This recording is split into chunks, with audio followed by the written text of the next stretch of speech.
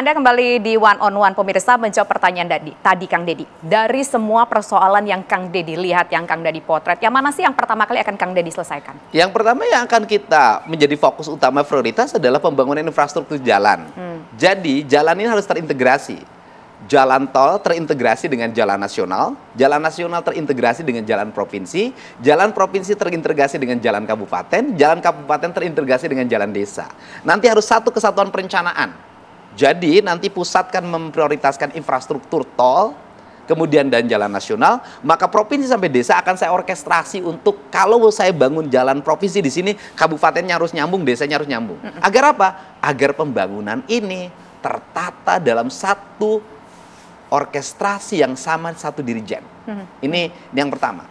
Kemudian yang kedua adalah integrasi pendidikan. Karena problem hari ini setiap tahun ibu-ibu nangis gara-gara anaknya masuk SMA itu kurang 3 langkah dari rumahnya karena terkendala oleh zonasi. Akhirnya ada bapak-bapak di Bogor yang mengukur dari rumahnya ke sekolah. Pakai meteran. Pakai meteran. Ternyata katanya masih cukup gitu, bahkan lebih gitu loh. Nah, ini harus terintegrasi. Apa sih problemnya? Yang menjadi problem itu kan gini. SD ruang kelasnya tidak sama dengan SMP. SMP ruang kelasnya tidak sama dengan SMA. Kursinya juga tidak sama. Maka dalam prioritas yang kedua adalah kursi sekolah SD sampai SMA harus sama. Kuotanya sama begitu. Kuotanya sama dan tidak ada lagi PPDB. Karena apa? Karena negara sudah mewajibkan mereka sekolah. Karena mewajibkan sekolah, maka negara harus menyiapkan fasilitasnya. Dalam konsep berpikir saya adalah ketika anak kelas 5 SD, dia sudah punya kursi di kelas 1 SMP. Ketika anak kelas 2 SMP, dia sudah punya kursi di kelas 1 SMA. Sehingga ketika lulus itu, dia tinggal masuk saja. Kan sistem digital kita sudah bisa mengatur tertata seperti ini. Aplikasinya sudah bisa mengatur untuk bagaimana anak-anak itu terkoneksi aspek pendidikannya dari SD sampai SMA. Kemudian yang ketiga adalah apa yang harus kita beresin, kebutuhan masyarakat akan layanan kesehatan. Apa yang menjadi problem? Coba kita berkunjung ke Rumah Sakit Hasan Sadikin. Saya kemarin waktu tes kesehatan di sana. Rumah sakit itu sudah nggak seperti rumah sakit. Itu mirip stadion ketika ada main Persib. Jumlah orang puluhan ribu dalam setiap hari. Apa sih sebenarnya yang terjadi?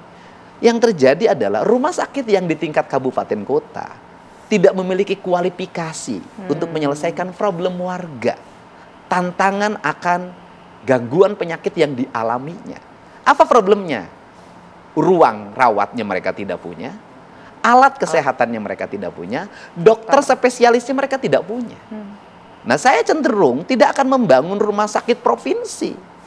Saya lebih memilih untuk provinsi membangun ruang layanan di setiap rumah sakit daerah, membuat ruang perawatannya, menyiapkan alat kesehatannya, kemudian menyekolahkan mereka yang dokter umum di daerah tersebut, sekolah spesialis sesuai dengan kebutuhan tantangan masyarakatnya.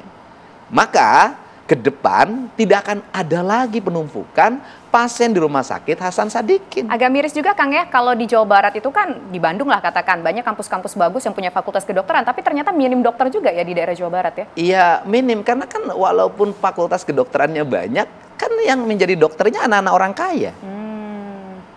Jarang yang berasal dari anak daerah, dari kampung, apalagi dokter spesialis. Makin berat. Yang masuk dokter spesialis ya anak dokter spesialis. Yang punya uang juga ya. Iya, ini kan harus, kalau seperti itu kan nggak bisa. Nanti anak-anak yang SMA biologi ya masukin kedokteran aja oleh kita. Nah, kemudian yang berikutnya adalah, yang menjadi prioritas yang berikutnya adalah bagaimana pertanian. Itu kan Pak Jokowi kan berhasil tuh membangun bendungan. Di Jawa Barat nambah kan, bendungan di Subang ada 1, ya kan, di Sadawarna, kemudian bendungan di Ciamis kemarin 1 lagi, ya bendungan Cikeris.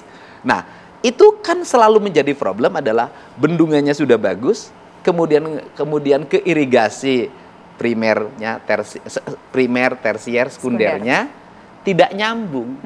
Nah, itu tugas saya sebagai gubernur nanti adalah bagaimana air dari bendungan itu sampai ke sawah yang menjadi kebutuhan warga tanpa terhambat alirannya. Kalau bahasa Sunda begini, aya bendungan, aya walungan, aya susukan, aya kungkulungan, aya kuluwung, itu bahasa kebudayaan. Artinya ada bendungan yang besar, ada sungai yang besar, ada sungai yang semi besar, ada sungai yang kecil, ada sungai, aliran sungai parit yang kecil yang masuk ke sawah. Itu harus dipastikan clear. Karena saya petani, saya tahu betul problem itu. Nah, kemudian apa sih yang menjadi problem petani? Ada dua di situ. Problem petani itu adalah semakin menurunnya angka minat masyarakat jadi terhadap petani. dunia pertanian. Sehingga yang di sawah itu sekarang tua-tua saya lihat. Terus yang kedua adalah mahalnya alat teknologi pertanian. Ini teknologi pertanian. Yang ketiga adalah problem pupuk yang sering terjadi ketika musim tanam sulit didapat. Nah, pertama adalah masalah generasi muda. Saya punya konsep bagaimana kalau pendidikan ini itu diintegrasikan dengan tingkat culture lingkungan. Misalnya sekolah SD di areal pesawahan, maka SD tersebut harus mengajarkan matematikanya, biologinya, fisikanya, kimianya. Kalau ada di SD nggak ada tuh. Nggak ada. Namanya juga pelajaran IPA kan. Matematikanya, IPA-nya berbasis lingkungan. Contoh, saya sederhana aja. Ngasih pelajaran matematika. Nggak usah matematika yang akademis, anak-anak nggak ngerti. Bagaimana gurunya kalau begini? Gurunya pergi ke sawah. Anak-anak suruh ngukur berapa panjang dari sawah itu, berapa lebarnya. Jadi, luasnya berapa. Ngajarnya di sawah dong.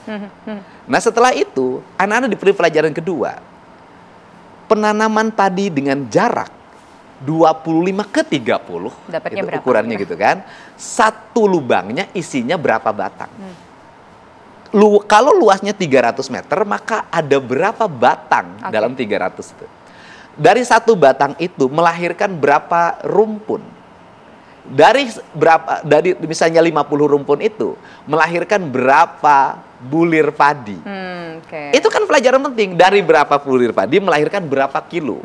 Dari berapa kilo nanti melahirkan berapa kalori, berapa karbohidrat, berapa unsur vitamin B. Itu lebih aplikatif begitu ya? Aplikatif. Sehingga kemudian anak-anak disuruh melakukan penelitian dalam sawah mengandung unsur apa saja.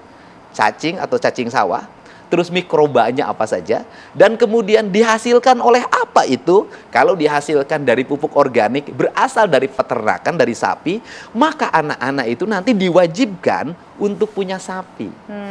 Dan kemudian punya domba. Dan ketika kenaikan kelas, maka menilainya bukan dari angka matematika yang ulangan-ulangan itu.